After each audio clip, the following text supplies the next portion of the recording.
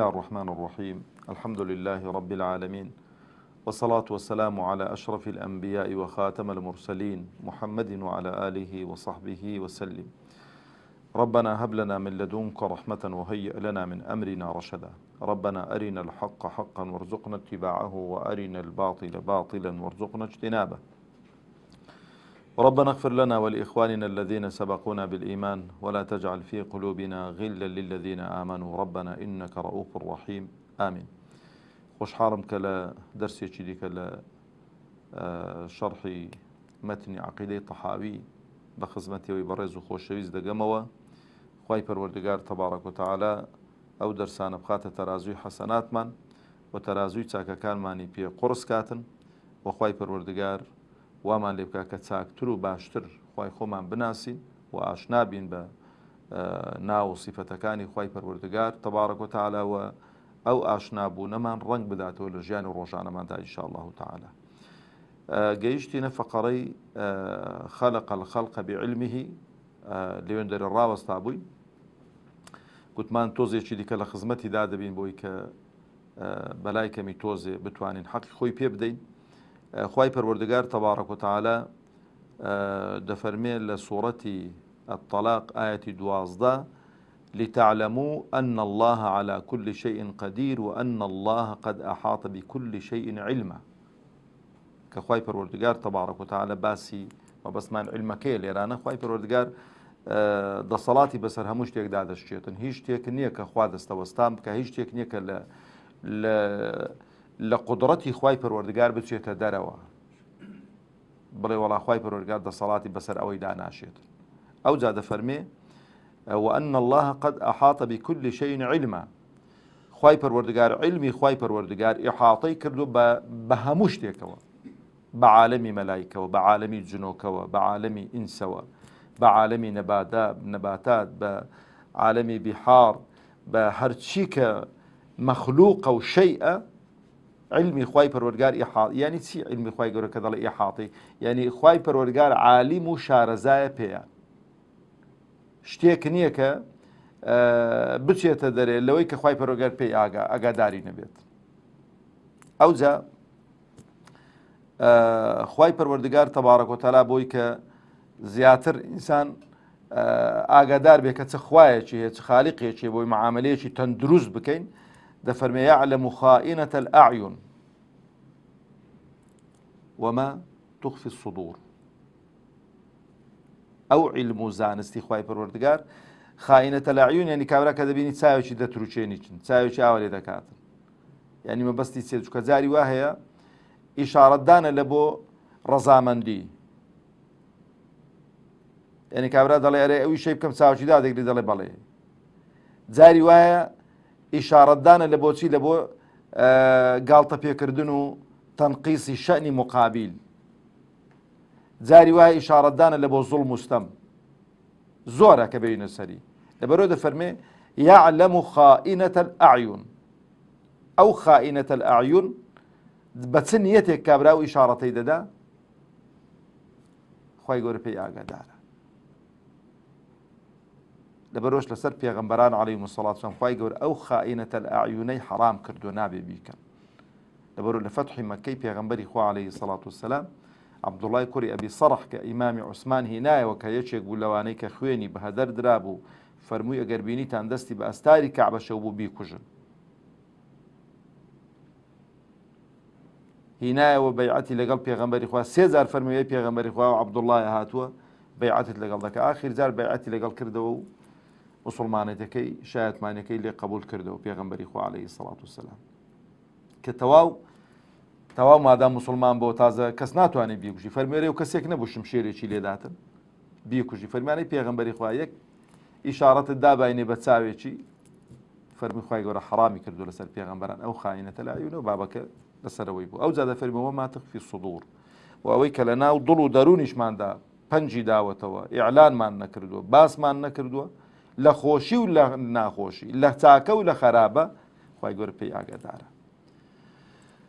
ئەو جەبرا بە ڕێزەکانی خۆم خوای گەورە تەبارەک و تەعالا لە وردەکاری شتەکان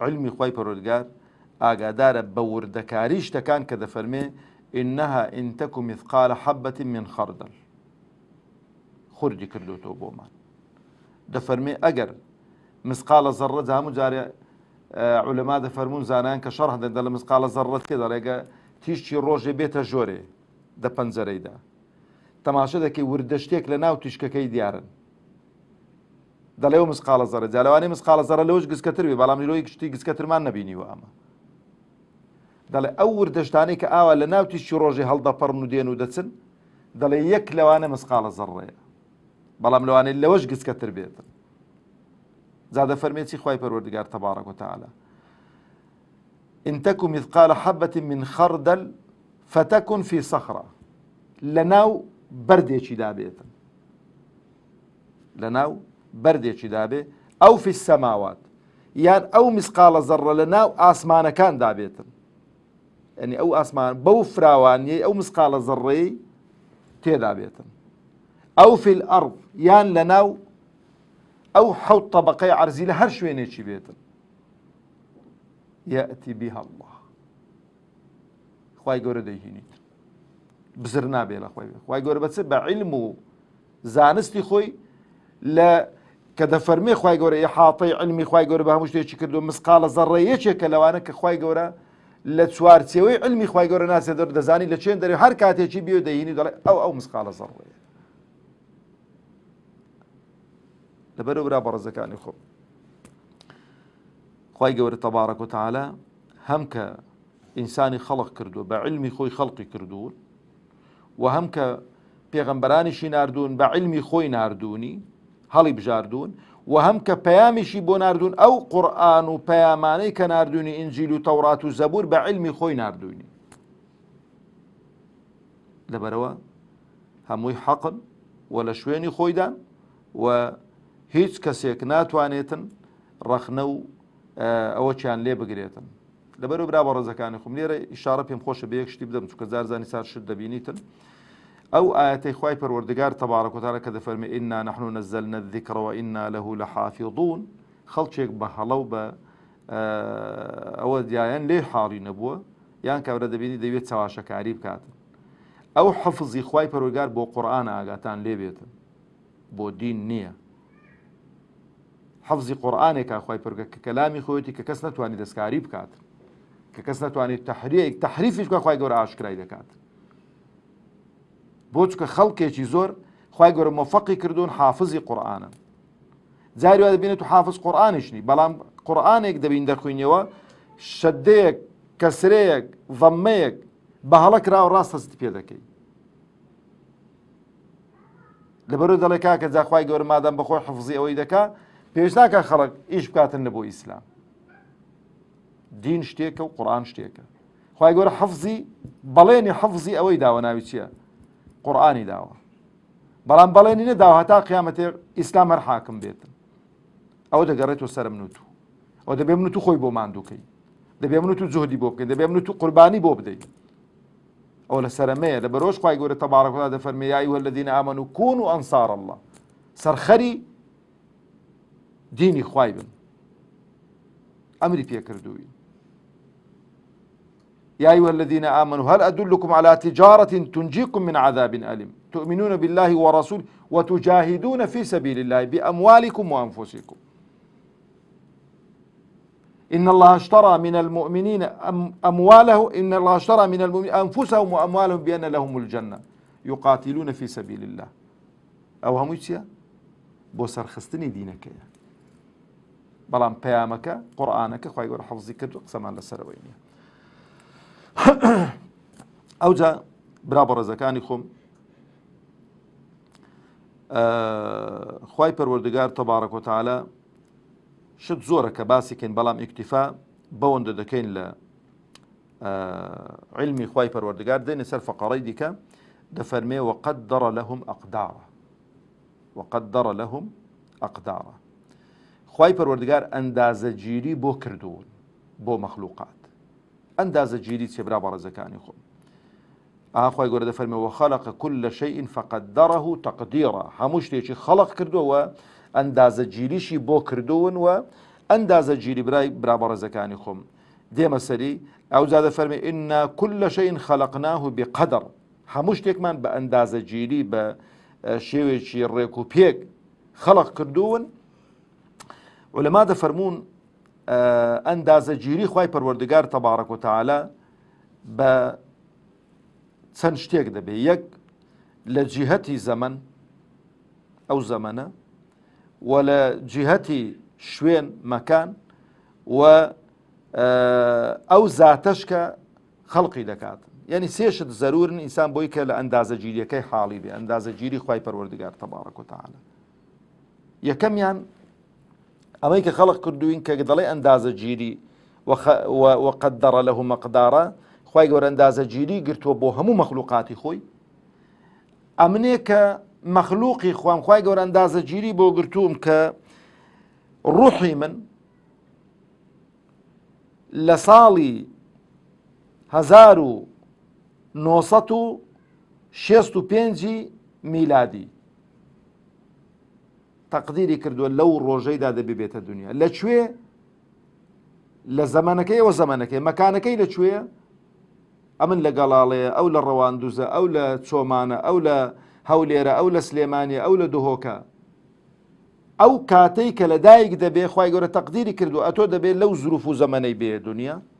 وقدر لهم ئەقدارە وەلەو زەمانەش دێ ئەو دنیایی. دەناستا بە حەز و ئارەزوو با هەمومان حەز و ئارەزوومان لەوەی بوو کە لە سەردەمی پێغەمبەری خوا عەلەیهی سەڵاتو وەسەلام لە دایک باینە. حەز و ئارەزوو باوە پێمان خۆش بوو لەو کاتەی کە دەوڵەتی ئیسلامی لە ئەوجی پێشکەوتن و حەزارەت و سەقافەت و سەماحەت و ئەوە دابوو لەو کاتەی لە دایک بوو باینە. بەس حەز و ئارەزوویمە دەخوا؟ نا. وقدر لهم ئەقدارا، خوای گەورە تەقدیری کردووە لەو زەمەنەی لەو مەکانەی ئەو ئینسانە ئەو مەخلوقە وجودی هەبێت. تەماشا دەکەی هەندێک ئێستا هەندێک بەرامجی دیکۆمنتاری پێشکەش دەکرێت دەڵێ لە زەمانێکی ئاوە ئەو مەخلوقە هەبوو بەڵام ئێستانەکە نەماوە. وقدر لهم مقدارا، تەقدیری کردووە ئەو جۆرە مەخلوقە ئەلەو فترە زەمەنیەیدا دەبێ بژیت. ئەو فترە زەمەنیە تەواو بوو کۆتایی پێدێتن، ئینقیراض دەکات. ئەو جەبرا بە ڕێزەکانی خۆم خوای گەورە تەبارەک و تەعالا دایناوە مەسەلەن ئینسان چەند لە ناو ڕەحمی دایکدا دەمێنیتەوە، بەڵام کە ئینسانی داناوە 9 مانگ و 9 ڕۆژ و مجارێکە دەڵێن 9 سعات و 9 دقیقە و 9 چرکە و چ پێدا دەلێن دەرە دەمێنیتەوە. ئەوە ڕاست نییە بۆ هەمومان. ڕاستە؟ ئیوای 6 مانگان دەمێنیتەوە، ئیوای بە 8 مانگی لە دایک دەبێ، ئیوای زیاتر دەمێنیتەوە. وقدر لهم مقدارا، هەر یەکەی تەقدیری خوای گەورە چێ بۆی. دیسان لە حیواناتی دیکە ئیوایە فترەی مانەوەی لە ناو ڕەحمی دایکیدا کەمترە و ئیوایە زیاترە، ئیوایە زیاترە. حتا لە حیواناتیش ئەو مریشکەی کە تو دای دەنێ و بە 21 ڕۆژی على شیشێ دانێەوە زیاتری دەوێتن، قازێ دانێەوە زیاتری دەوێتن. بەتریق کە تەماشا دەکەی لە ناو ئەوەی زۆر زیاتری دەوێتن تا هێلکەکانی دەتروچێنی تو دێتە دەرەوە. وقدر لهم مقدارا، تەقدیری کردو خوای پەروەردگار و عەقڵی پێداون و توانای پێداون. و یەکێک لەوانەی کە بەڕاستی هەر کەسێک کە فکر لە عیلم و دەسەڵات و لە تەقدیراتی خوای گەورە بکاتەوە دەبێت سەری شۆڕ کات و سوزدە بۆ خوای ببات. بەس وەرە بە وردەکاری ژیانی بەتریقی بخوینەوە لەسەر ئەو بەفرەی خواک و خەڵقی کردووە. هێلکەکەی دەبی لەسەر هەردوو لاقاندا ڕاگریتن، نابێ هێلکەکەەوە عەرزی بکەوی، نابێ هێلکەکەەوە بەفرێ بکەویتن و دەبێ ئاوا ئینتیزاری کە ئەو هەموو بەتریقانە هێلکیان لەسەر لاقی خۆیان ڕاگرتووە بە مانگ لە شوێنی خۆی ناجوولێتن، خواردنی نییە، ئاوی خوارە هیچی نییە. جار جار نێرەکە دێ بەدلی دەکات و بە هەمان شێوە تا ئەو هێلکە دەبێتە ئەو بەتریقە جارێکی دیکە. وردەکارێکی بخوێنە دەزانی کە چێ ئەو دەسەڵات و گەورەی و عەزەمەت و ئەو تەقدیراتی بۆ کردوون خوای پەروەردگار تەبارەک و تەعالا. ئەوجا برا بەڕێزەکانی خۆم خوای پەروەردگار لە فەقەڕەی دیکە دەفەرمێ وضرب لهم ئاجالا. خوای پەروەردگار تەبارەک و تەعالە مدەی زەمەنی داناوە کە تا چەند ئەو ئینسانە ئەو مەخلوقە دەمێنیتەوە. ئەها مجارێ دەڵێ البەقاء لله وحده، بەس خوا دەمێنیتەوە. ئەوەی دیکە هەمووی كل من عليها فان. خوای پەروەردگار تەبارەک و تەعالە دەفەرمێتن لكل أمة أجل إذا جاء أجلهم فلا يستأخرون ساعة ولا يستقدمون. برا بەڕێزەکانی خۆم، هەرچی کە لەو دنیایدا دەبێ، هەرچی کە وەفات دەکا، هەرچی کە دەمرێ لە ئینسان و لە مەخلوق لە حەیوان و لە داروبار و لە هەرچی هەیە هەمووی بە ئەجەل دەڕوات. ئەو شەڕانە دەڵێ ماوەستا هەموو خەڵکە دەکوژرێ، هەموو خەڵک بە ئەجەلی خۆی دەمریت. ئەگەر بە شەڕی بڵێ هەرچۆ چۆ شەڕینێتەوە کەواتە ئەوە نییە.